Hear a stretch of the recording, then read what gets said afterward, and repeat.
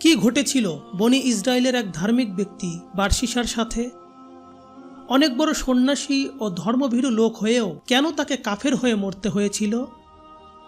কেন কিয়ামতের দিন মহান আল্লাহ তাআলা তাকে শয়তানকে সিজদা করা অবস্থায় হাসরের মাঠে উঠাবেন?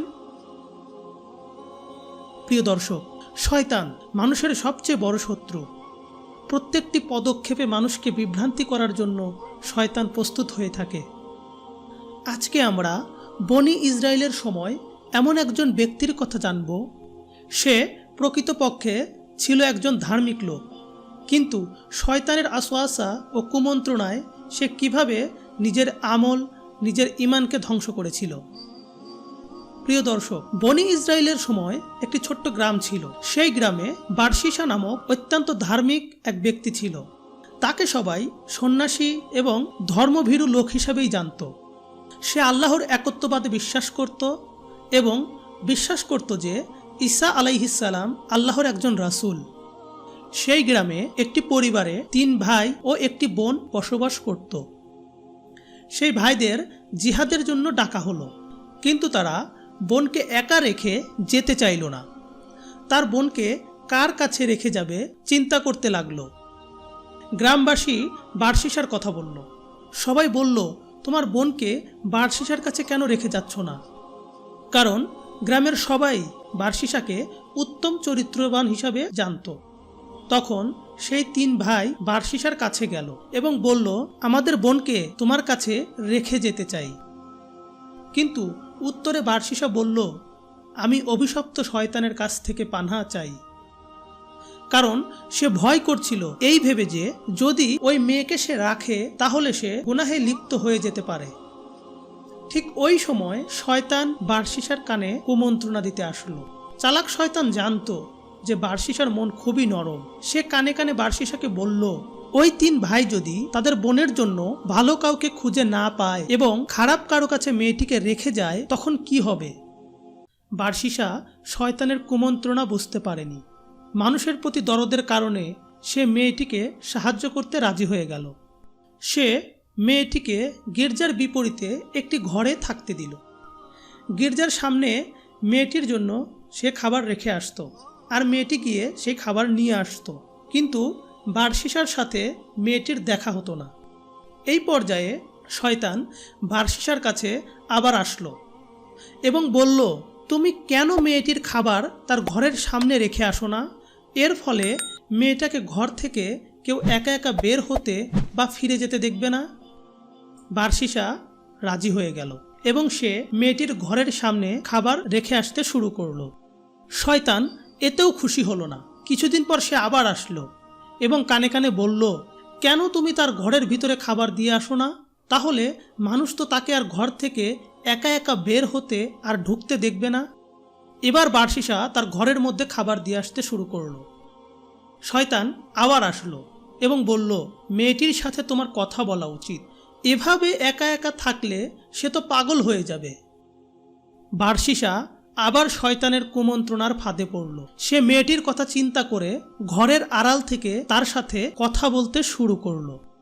শয়তানের কুমন্ত্রণায় একসময় তারা একই রুমে কথা বলতে লাগলো। এভাবে শয়তান তার কাজের কঠিন অংশ বাস্তবায়ন করল।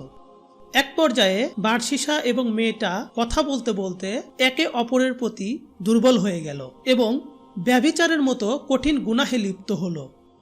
কিছুদিন পর মেয়েটি গর্ভবতী হলো এবং একটি বাচ্চা জন্ম দিল। বাচ্চা জন্ম নেওয়ার পর শয়তান বারশিসার কাছে আবার উপস্থিত হলো এবং বলল, এটা তুমি কি করলে? তোমার পাপের প্রমাণ সরিয়ে ফেলো, না হলে মেয়েটির ভাইরা ফিরে আসলে তোমাকে খুন করবে। শয়তানের কুমন্ত্রণায় বারশিসা বাচ্চাটিকে খুন করলো এবং ওই ঘরের মেঝেতেই পুঁতে রাখলো। শয়তান আবার আসলো। এবার বলল, তুমি এক নারীর সন্তানকে হত্যা করেছো এবং আশা করছো যে সে এটা কাউকে বলবে না। তখন বারশিসা শয়তানের কথা মেনে নিয়ে মেয়েটিকেও খুন করলো এবং তাকেও ওই ঘরের মেঝেতেই পুঁতে রাখলো। যুদ্ধ শেষে মেয়েটির ভাইরা যখন ফিরে আসলো এবং তাদের বোনের কথা জানতে চাইল, তখন বারশিসা তাদের একটি মিথ্যা কবর দেখিয়ে দিল এবং সেই কবরটি দেখিয়ে বলল, তোমাদের বোন অসুখে মারা গিয়েছে এবং ওই কবরে তাকে দাফন করা হয়েছে। তারা বারশিসার কথা বিশ্বাস করল। সেই রাতে শয়তান ওই 3 ভাইয়ের স্বপ্নে আসলো এবং স্বপ্নে তাদেরকে বলল, বারশিসা তোমাদের বোনকে হত্যা করেছে। প্রমাণ হিসাবে তোমাদের বোন যে ঘরে থাকতো তার মেঝে খুঁড়ে দেখতে পারো। 3 ভাইয়ের ঘুম ভাঙল। ঘুম ভাঙলে তারা একে অপরকে স্বপ্নের কথা বলল এবং এটা বুঝতে পারল যে তারা 3 জন একই স্বপ্ন দেখেছে। তারা পরদিন যাচাই করার জন্য বারশিসার ঘরে গেল এবং প্রথমে বারশিসার দেখানো কবর খুঁড়ল। দেখল সেখানে কিছুই নেই। এরপর যে ঘরে তাদের বোনকে থাকতে দেওয়া হয়েছিল তারা ওই ঘরে গেল এবং ঘরের মেঝে খুঁড়তে লাগলো। মেঝে খুঁড়ে তারা তাদের বোনের এবং বাচ্চার লাশ পেল। তারা বারশিসাকে ধরল এবং বলতে বাধ্য করল যে আসলে ঘটনা কি ঘটেছিল। ঘটনা জানার পর ওই 3 ভাই বারশিসাকে রাজার কাছে নিয়ে গেল। রাজা তাকে শিরচ্ছেদ করতে আদেশ দিল। যখন বারশিসাকে শিরচ্ছেদ করতে নিয়ে যাওয়া হচ্ছিল তখন শয়তান তার কাছে আবার আসলো। এবার আসওয়াসা নয়, সরাসরি মানুষের রূপ নিয়ে আসলো এবং বলল, শোনো বারশিসা, আমি হলাম শয়তান। তোমার এই অবস্থা তোমার নিজের চিন্তায় হয়নি, আমি করেছি, আর একমাত্র আমি তোমাকে বাঁচাতে পারি যদি তুমি আমার কথা মেনে চলো। বারশিসা বলল, আমাকে কি করতে হবে?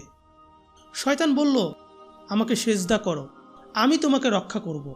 বাঁচার জন্য মরিয়া হয়ে বারশিসা শয়তানকে সেজদা করল এবং কাফের হয়ে গেল। সিজদা করার সাথে সাথে শয়তান তাকে বলল, আমি এখন তোমার থেকে মুক্ত, আমি আল্লাহকে ভয় করি যিনি বিশ্বজগতের প্রতিপালক। এই বলে শয়তান সেখান থেকে পালালো এবং বারশিসার শিরচ্ছেদ করা হলো। কিয়ামতের দিন বারশিসাকে যখন জীবিত করা হবে তখন সে শয়তানের উদ্দেশ্যে সিজদা করতে করতে উঠে দাঁড়াবে। প্রিয় দর্শক, এই ঘটনা থেকে আমরা এতটুকু শিক্ষা পেতে পারি যে শয়তান আমাদের ঈমানহারা করার জন্য কি না করতে পারে এবং তার কাজ হয়ে গেলে কিভাবে পালিয়ে যেতে পারে। এই ব্যাপারে মহান আল্লাহ তাআলা পবিত্র কোরআনে আমাদের বলেছেন, তাদের দৃষ্টান্ত শয়তান, যে মানুষকে বলে কুফরি কর, অতঃপর যখন সে কুফরি করে তখন শয়তান বলে, আমি তোমার থেকে মুক্ত, আমি বিশ্বজগতের প্রতিপালক আল্লাহকে ভয় করি। মহান আল্লাহ তাআলা আমাদের শয়তানের কুমন্ত্রণা থেকে হেফাজত করুন। আমিন।